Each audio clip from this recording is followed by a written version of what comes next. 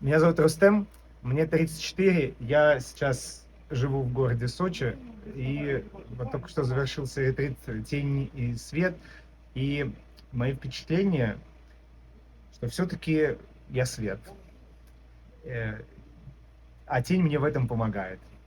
И вот есть как бы день, ночь, хорошо, плохо, вверх, вниз, внутрь, наружу, и я вот это все имею.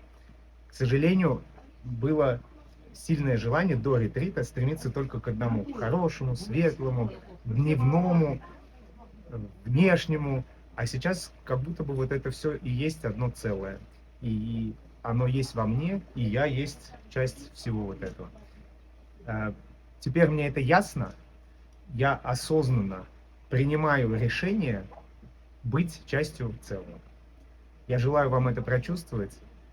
Вы не сможете понять эту информацию, если сами не прожили ее.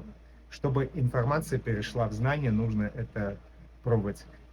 Используйте этот шанс. Благодарю.